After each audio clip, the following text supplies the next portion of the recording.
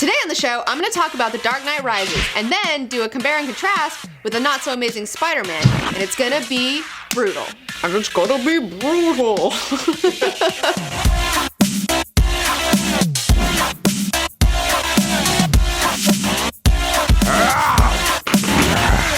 I thought the Lizard Man plan was rather cute and childish. So, let's start off by talking about the Dark Knight trilogy as a whole. I really don't think it's fair to compare one film to another film because all three films are part of one big plot line, and they all work beautifully in concert with one another. It has a beginning, it has a middle, and it has an end. And I really think that... What? Hold on, what's going on over here? Excuse me, Mr. Plumber? Hello? What's going on in here? Heard a lot of loud noises. What's going on? You got a real bad situation here. Real bad. It's worse than I thought. Well, what exactly is the problem? Well, I don't know quite how to put this to you, but you got trolls in your plumbing. They've chewed up the pipes real bad here. Really bad. How exactly did I get trolls in my plumbing? Trolls are highly attracted to internet review shows, YouTube clips. I happen to be making an internet show in my living room. That explains it then. What can I do about these trolls? My prices for basic troll removal start right here. Whoa, I don't have money for this. I can't afford you to take these trolls away. I don't have this kind of money. Well then, the way I see it, you got two options. You can keep the trolls, or you could let me come on your show and I could give you free troll advice. Alright, fuck it. Hi. Hi. Welcome to my show. Yeah? What's your show about? Comics, movies, and stuff. Oh, okay. Have you seen The Dark Knight Rises? Yes, I did, and I thought it was very good, actually. So have you seen The Amazing Spider-Man yet? Yes, I did see The Amazing Spider-Man, and I thought that movie was very disappointing, actually. Yeah, I have a lot to say about Spider-Man, but let's talk about The Dark Knight Rises first, since we both like that one. So we both really liked The Dark Knight Rises. What do you think was so good overall? Nolan took on a very difficult, complex plot, maybe a little too difficult, but he pulled it off. Yeah, it was He pulled it off. God damn it, he tried. He tried to make something intelligent, realistic, smart, make us believe, epic. I mean, that was a huge scale of a story to attempt to try, and I admire even to attempt something that complicated. He cared. He really cared about this, and he really tried his hardest to entertain us, to do something great for Batman. I fucking appreciate that. I don't think the movie's perfect. No, the movie is not perfect, whatever. Fuck you, it's a good movie. I mean, it must have been a screenwriting nightmare to figure out all the details and cover all the ground that needs to be covered. Yeah. Nolan is so good with character psychologies. He really makes an effort to understand each character's psychology. I mean, take a look at Memento, take a look at Inception. He's obviously somebody who's very interested in that aspect of characters, and it really builds the story. It really makes it richer, and you care. He makes you care. Yeah, I remember in Batman Begins really believing that this is what it would take for a real person in the real world to become a superhero, and that was such a strong aspect. Yes, this is a superhero trilogy unlike any other. I mean, and he raised the bar. He raised the bar for superhero films. 19. What? I don't want to throw you off, but we have some visitors on the set. 11 o'clock. Don't stare at him. What are they doing?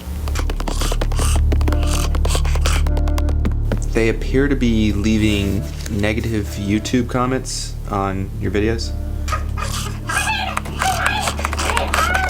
Shouldn't you, do something about this? Not just yet. The thing about trolls is you don't want to let them know that you're directly paying attention to them. It would only make it worse. Well, then what are we gonna do? For now, don't look at it. Don't acknowledge it. Just keep doing what we're doing as if there weren't any trolls in the room. Trust me, just follow this advice for now. Well, I guess let's get back to the show. You know, I've heard a few people were actually disappointed in The Dark Knight Rises. We both happen to like it, but what do you think that's all about with the people that didn't like this movie? Because don't think there's much to complain about. I think that people are complaining because they want to see another Dark Knight. They want to be in with Batman, and Batman's doing stuff, and he's flying around, and he's beating up bad guys, and this wasn't that. It's more about this elaborate plot, which is a very grandiose plot, and it's a very large undertaking, so much so that there wasn't a lot of room for Batman necessarily. Yeah, I think a lot of children are not going to like this movie as much as other Batman films because there's not a lot of Batman screen time. It's not just about Batman. Kids are not going to like this movie as much. And people who aren't fans of storytelling, I guess. I don't know. Yeah, I think that might be the case too. Not as many pals and pops and it's not Bams as and it's not pals. as fun. But you know what? Fuck kids. Oh, did you know that Catwoman was in this movie? What did you think about Catwoman? I did know that Catwoman was in the film. I believe I stated earlier that I was very much against Anne Hathaway being a Catwoman. Anne Hathaway? Really? Anne Hathaway as Catwoman? Really? Anne Hathaway. Ugh. Like, she's so bland. I take it back. I was wrong. She did a great job. Yeah, the character of Catwoman was never actually referred to as Catwoman, but she was actually just a cat burglar, which I thought worked well in this Nolan world. She wasn't trying to be a cat person. She did a good job, man. She worked. I'm not quite sure if I believe, because they never really explained how she was such a badass and able to beat up all these guys. They explained how Bane can beat people up and Batman is such a tough guy, but Catwoman, where did that come from, you know? I can agree with that. I feel like that's kind of a problem that's rampant in Hollywood, where you have 110-pound starlets beating up like 250-pound dudes, which is a little hard for me to deal with. I'll give it a pass, but the thing that I have a harder time with is women kicking ass in 6-inch stilettos. That is kind of my personal cross to bear. Why? Is it hard to beat people up in high heels? It is hard to walk and do anything in high heels. You can't run or jump or walk on any uneven, slick, or natural surface. Like, it's just a nightmare. And it hurts your feet a lot. It's not my favorite thing. I did not know that, but I've never been a woman, so. Yeah.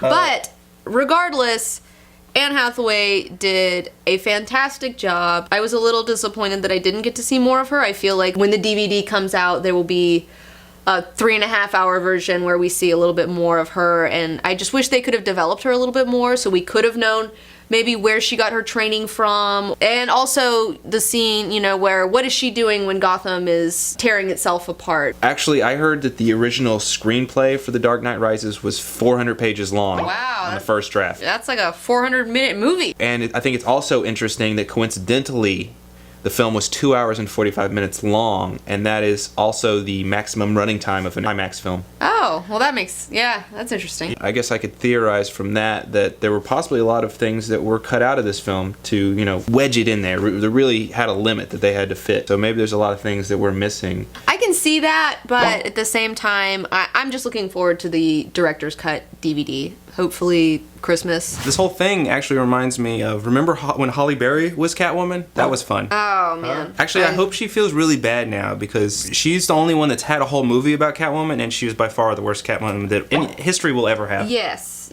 In fact, Halle Berry has ruined 2 superheroes. She ruined Storm in the X-Men with a whole Toad line that I'm not even going to repeat because that's getting old. Do you know what happens to a toad when it's struck by lightning? The same thing that happens to everything else. Who wrote it? And then who got, okayed it? She got 2 chances to do superheroes. Blew them both. And you know what, Hollywood? I'm pretty sure that there are other black actresses out there besides Halle Berry, so maybe you want to give one of them a shot. Halle Berry's a good actor. She was good in Monster. Did you see Monster? Well, I mean, Nailed it. She doesn't care about superheroes. Yes, she she thinks doesn't. they're below She her. doesn't. She doesn't You could care tell about in superheroes. Storm and X-Men, you could tell she's like, this is ridiculous. Where's my paycheck? I'm just here to fill this role. Yeah, well, I mean, because of her also, she got a much bigger role in the third X-Men. Not that the third X-Men's any good, Brett Ratner. Because of her, she had other characters got cut because she demanded a larger role for what? Oh, is that true? Yeah. Oh, that's terrible. Halle Berry. Halle Berry. If Halle Berry gets another chance at any other superhero, I'm going to pick it outside of Universal Studios. There's a lot of things in this movie I just have to accept. Yeah. Yes, the stock market deal, like, I don't know shit about the stock market, so I'm just gonna have to accept whatever he tells me, so... Right, and there's tons of things in this movie that you just have to be like, okay, I guess. And if you stop to really criticize it, like 10 more things have already happened in the time that you've second-guessed things. He keeps the pacing very quick, and it just keeps going. The pacing and the emotional feeling overrides all things, Yes. more than giving us time to really explain the plausibility of elements. So another thing that happens in this movie, and I just have to accept it, is the scene where Bane breaks Batman's back. Although he doesn't really break his back, he kind of dislocated his vertebrae, which is kind of like a dislocated shoulder, or at least they told me that was what it was like. And, it seemed like a pretty quick recovery. The guy just popped it back in, and then he's down on the ground doing push-ups. And that is not how back injuries go. In the comics, Bane breaks Batman's back, and he can no longer be Batman. And he is eventually healed through paranormal means, I believe. And in this film, I think that was definitely the biggest pill I had to swallow was, here's a rope and a guy to punch your vertebrae back in, and then in 4 months you're good. You're ready to... You're not going to be doing push-ups, like, anytime soon. And the part where he climbs and fails twice and falls down, he's got that rope around his middle, and he catches like this. Yeah. It's like, oh my god, you just broke your back again. Way to go. I really enjoyed the scene where Selena Kyle is in the bar, shit goes bad, and all the police show up, and she just sits there and starts screaming her head off, acting like, oh, and everyone just ignores her, No man wants to deal with an emotional woman who's in shock. They're just like, oh, fuck this, like, we gotta get the bad guys. She'll use being a weak woman trick to get by. Yes. Well, she uses everything to her advantage, and in our society, in the entire world, men constantly underestimate women and do not want to deal with them when they are screaming or crying. Yeah. Speaking of men underestimating women, let's talk about Talia. Okay. I am a fan of Talia. I really enjoy her character. In fact, if you like Talia, you should maybe check out Batman Incorporated, the new Grant Morrison Batman title that's been coming out. Talia is a badass in the comic. She is not to be trifled with. Talia is very smart. She's cunning. She was raised by Ra's al Ghul. She's been trained. She is truly the daughter of Ra's al Ghul. I think that maybe a lot of viewers don't really understand that Talia was behind all of it. It wasn't Bane. Bane was her right-hand man, don't get me wrong, and I'm sure Bane helped her come up with the plans, but it was her plan. So it's more like Bane was the muscles and Talia was the brains behind the whole operation. Yes. Now, you're led to believe in the beginning that Bane is pulling off this hugely elaborate scheme all by himself, but really it was Talia and all her resources from the League of Shadows getting this plan in action. Yes, Talia rules. And I think a lot of people don't really understand that, but upon second viewing of the film, you will notice all of her plans that she was there early on getting intel from Wayne Enterprises. Talia had supplanted herself within Wayne Corporation to make sure that they did not succeed in stopping her. But they didn't know that, it's Bane, it's all Bane. Right. I thought it was interesting that this was technically the third time the League of Shadows has tried to destroy Gotham. Yeah. The first time being time where they tried to economically ruin Gotham decades before, and Wayne's father stopped them. One thing I was thinking is that it was really easy to raise an army of goons in this city. Very easy to find. I feel like the League of Shadows kind of disappoint. I feel like Gotham is a shitty fucking place, and I don't know if I would want to live there necessarily, because it is pretty easy to raise a host of villainous assholes to help you execute your plot against the city of Gotham. I mean, they did it in Dark Knight. Joker did it in Dark Knight. And Scarecrow. Well, even Scarecrow. Even in the first one, Ra's al Ghul, had people all infiltrated within Gotham. But, I mean, I guess that's a point. This is the really horrible city, and that's why we need to destroy Gotham. Yeah. And but I think it's interesting when your villains have a point that you kind of understand, that you can sympathize with. I think that is what you usually see is a crazy lizard monster whose giant plan is to, turn everyone in the city into lizard people. Let's talk about IMAX. You know what? I really like seeing a movie in IMAX. I think it's so much more effective than 3D. Definitely. We're definitely bombarded by advertisements to tell us that 3D is so great, but IMAX is the Far real more deal. beautiful. And it really pays off in a movie like this because you have so many impressive wide shots. I would say if I were a big budget Hollywood director, I would want to shoot things in IMAX. I would be excited about that, and I would not be excited about forcing people to watch 3D. It's a gimmick. And I know the reason that there are so many 3D movies and not IMAX movies is because there are only so many IMAX theaters. And you can actually put 3D in any theater, but you can't put IMAX in any theater. That makes sense. So they can make a lot more money from 3D. That's unfortunate. I'd like to take a moment to illustrate why I hate 3D. Okay. I wear glasses, and they are real prescription glasses that I have to wear to see movies. I go to a 3D movie, and I'm wearing my glasses, and then they're like, here's some more glasses. And then I have to put these glasses on over these glasses, and it fits weird, and it's heavy on my head, and it hurts my ears, and it's fucking annoying. Not to mention everyone else's nose oils you have to rub into your face. Ugh, gross. Yes. The movie was good, but the plot was so complicated. I think I may have missed a few things here or there, so I have some questions. Maybe you could answer for me. Okay. How many cops were there stuck in the sewers? 3,000 cops were stuck underneath the Okay. city for 5 months. What did all of these cops eat in the sewers while they were down there? I believe they were being provided food. I believe it was Bane because he didn't want to look like too big of a dick, and he was trying to give the city hope. During the anarchy events in Gotham, what were all the regular citizens doing? We didn't even really get to see much of them. Yeah, it seemed like the streets were always deserted, like everybody was just shut in, staying in their homes so they wouldn't get raped by all the criminals that just fucking got out of Blackgate. Okay. That's where I'd be. How exactly was it that Batman survived in the end? What were the physics of the situation there when he flew out in the ocean? Yeah, that's a stumper. So does Batman have radiation cancer now from the nuclear blast that he barely escaped? Probably. I would assume most of Gotham is going to have birth defects with their children later on and have to deal with flipper babies. Maybe that's where the Penguin will come from. All the radiation that Gotham has been suffering causes flipper babies, and we'll have that in Batman 4. I hope that Danny DeVito comes back. What were the details of Bane's face mask? How exactly did that work? Did he make that? Not sure. I really don't understand fully the mask deal, I'm not gonna lie to you. Somehow this mask made him to where he didn't feel pain because he got messed up really bad and he felt pain all the time, but it's like, is it pumping a drug into him to where he doesn't feel pain, or is it itself blocking pain? Alright, so now let's start talking about the mediocre mess that is The Amazing Spider-Man. I'll tell you what's a mess. Her stupid hair. Yeah. Her voice is annoying. It hurts my ears. I can't even listen to this shit. Yeah. You should say that. Type that in. Aren't you gonna do something about this?